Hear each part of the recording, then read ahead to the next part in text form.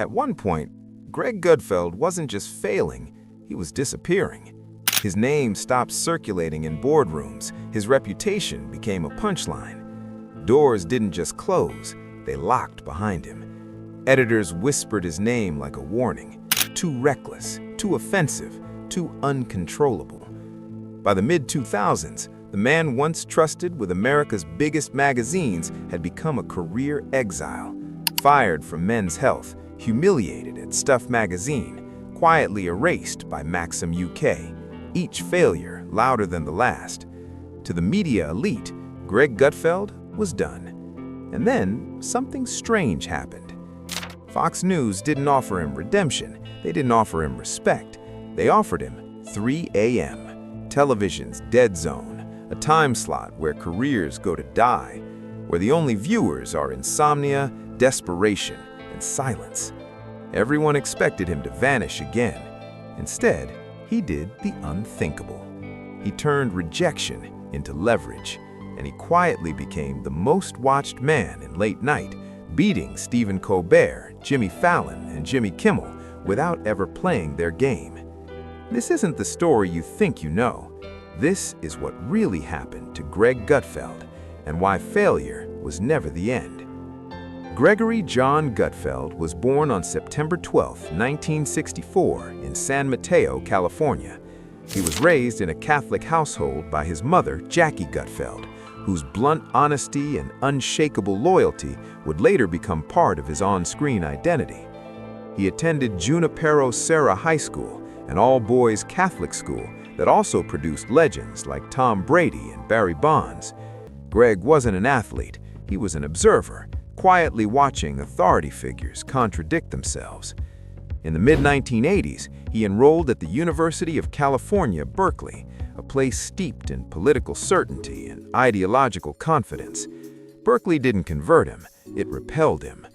Later, Greg would say he became conservative by being around liberals and libertarian by being around conservatives.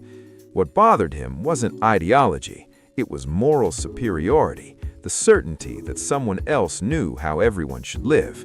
He wanted no part of that. After graduating in 1987 with a degree in English, Greg landed an internship at the American Spectator, working under the notoriously difficult editor R. Emmett Tyrrell. The job taught him how political media really worked and how suffocating it could be.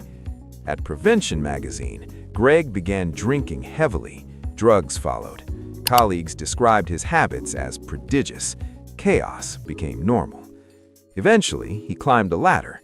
By 1999, at just 35 years old, Greg Gutfeld was editor-in-chief of Men's Health, one of the most successful magazines in America. Then, he was fired. He had published pieces mocking Girl Scouts, cat lovers, and even his own boss. The parent company decided he was more trouble than he was worth. One publication described his career as both impressive and depressing. He kept reaching the top and falling all the way down. His next stop was Stuff magazine, a glossy celebration of gadgets, excess, and controversy. Under Greg's leadership, circulation exploded from 750,000 to 1.2 million readers. Advertisers tolerated the madness because the numbers kept climbing. Then came April 2003. At an industry conference titled "What Gives a Magazine Buzz?", Greg decided to answer the question literally. He hired 3 actors of short stature and sent them into the conference with instructions to disrupt everything. Loud chewing, ringing phones, talking over speakers. Security removed them. The story landed in the New York Times. Greg was fired immediately. This time the damage was permanent. No major American publisher would touch him, so he left the country. In 2004, London offered a fresh start. Maxim UK needed an editor-in-chief. Either they hadn't heard about the incident or they didn't care. During his first week, Greg attended a company conference in Portugal, and there, in a neighboring hotel room, he noticed a woman who would change his life. Her name was Elena Musa, a former runway model turned photo editor for Maxim Russia. Greg later said the moment he saw her, he thought, "That's my wife." She wanted nothing to do with him. For 3 days, she rejected him. Finally, she agreed to a real date. Something shifted. Within weeks, Elena moved from Russia to London.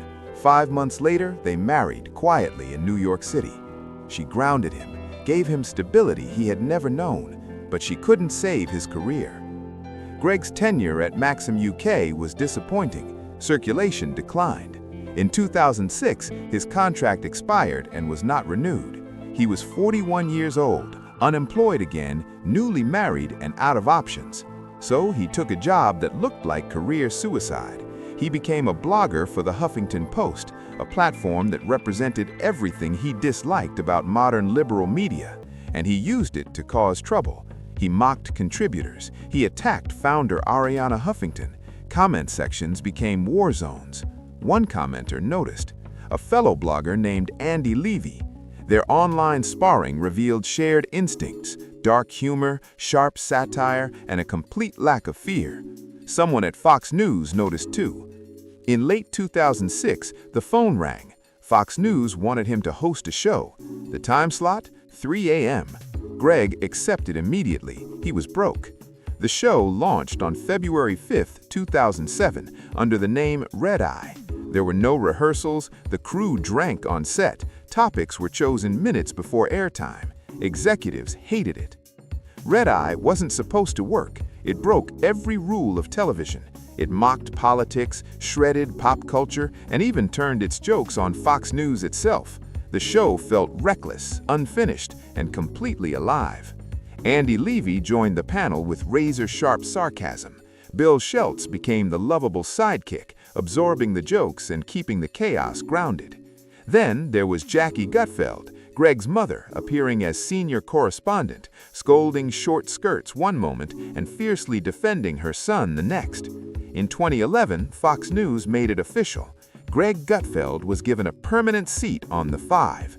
The show exploded, becoming the first non-prime program to rank #1 in total viewers and the key demographic. For years, Greg worked both shows, grinding non-stop. In 2015, he launched The Greg Gutfeld Show on weekends. Then came 2021. The move to weeknights triggered laughter from industry insiders. By August, Greg had beaten Stephen Colbert. By 2022, he pulled 2.5 million viewers in a single night. By 2025, he was untouchable. At 60, Greg Gutfeld became a father, a daughter named Mira. The man once fired from everywhere finally had everything, not because he changed, but because he stayed true to his chaos. From a 3 a.m. reject to the king of late night, his story proves failure isn't the end. If this moved you, like, share, and subscribe. Thanks for watching.